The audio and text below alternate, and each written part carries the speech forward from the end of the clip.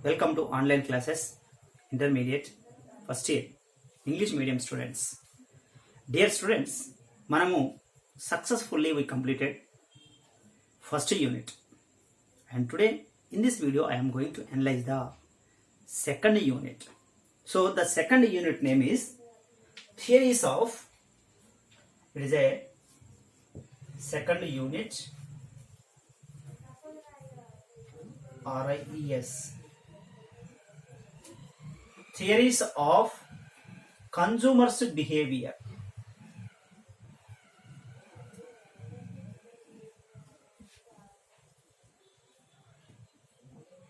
Theories of Consumers' Behavior. So this is the name of the lesson. So in this lesson, it is a second lesson. We are going to discuss the utility. What is the utility, and what is the types of utility are the discussing topic in this lesson. So here, utility. What is the utility? The utility concept was introduced by Jevons in 1871.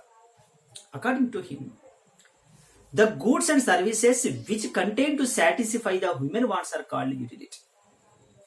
The goods and services. Suppose if you want to satisfy our wants, we can use goods and services. We can satisfy our wants. We can use the goods and services. The goods and services will give us satisfaction to satisfy our wants. Is it? But what is the utility? Utility is nothing but the satisfaction. Let us understand. Utility is the nothing but the satisfaction. So how much satisfaction you are deriving from the goods and services? So how much satisfaction? How much satisfaction? Nothing but the utility. Okay. So utility. What is the utility here? The goods and services which contain to satisfy the human wants, such are called utility. Already previous video I can explain the what is the definition of utility.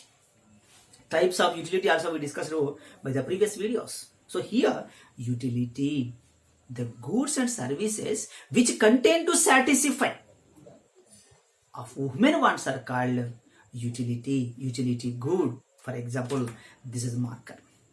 So the marker will give us satisfaction. So that's why it is a utility good. Are the consumed goods, are the final goods, the goods and services which are made by the consume or final goods are called utility goods. Intermediary goods are not utilized as, not utilization. Is it? So the semi-final goods are not utilized. Only the final goods are. So we can use it. So the goods and services which are useful to us, which are giving the satisfaction for us, such are called utility, utilization. Okay. So here the utility is two concepts are there. One is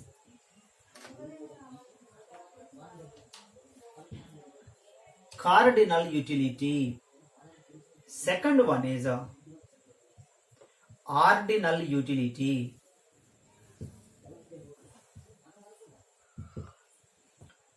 One is cardinal utility. Second one is ordinal utility. What is the cardinal and what is the ordinal here? Already you know, the goods and services we can use to satisfy our wants. Is it? So the service or goods which are maybe goods and services, we are getting the satisfaction from the goods and services. The satisfaction can be measured in terms of numerical values. The satisfaction which derived from the goods and services that can be measured in terms of numerical values are called cardinal utility. It can be measured in terms of numbers, numerical values. It is called cardinal utility. How, sir? For example, this is a tea. Simple. And this is a coffee. Okay. When you take the tea, how much satisfaction can you derive? What, sir? Are you joking? No. After taking the coffee, how much satisfaction you are going to derive? No, no one can measure. Why? Because it is a psychological fact. Okay, it is a psychological fact. No one can measure. But according to Alfred Marshall, the cardinal utility was introduced by Alfred Marshall. What is he says that utility can be measurable. Suppose if you take the tea will give us 20 utils of satisfaction. Utils, unit, what may be? 20 units of satisfaction or utils of satisfaction. And when you take the coffee will give us 30 units of satisfaction. How, sir? How can we measure? But actually we can't measure the satisfaction. Suppose I am lecturing. How much satisfaction you are deriving? No, no one can measure. Why? Because it's a psychological fact. But according to Alfred Marshall, what he says that, let us assume, I know, utility cannot be measured, no one can measure, I know. But let us assume that you can get some satisfaction, you can get some utility. But the utility, we are going to measure. So 30, suppose, if you take the banana, the banana gives us 40 units of satisfaction.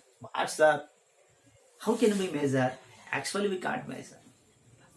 Suppose, mango, example, the mango will give us 60 units of satisfaction. The goods and services which we can use, for example, cinema A and cinema B. Not only goods, services also. Cinema A gives us 60 utils of satisfaction. Cinema B gives us 40 units of satisfaction. These are goods, and this is utility services. Means the goods and services which derived from the commodities or derived from the satisfaction that can be measured. That can be measured in terms of numerical values. Numbers, not only take 60, 10, 20, whatever be. Numbers are as you are like, but something maybe we are deriving. The something can be measured in terms of numerical values. It's the assumption one. According to Alfred Marshall, it is a assumption. So this is the numerical values. And now, next one. This is a 5 centimeters. This is A.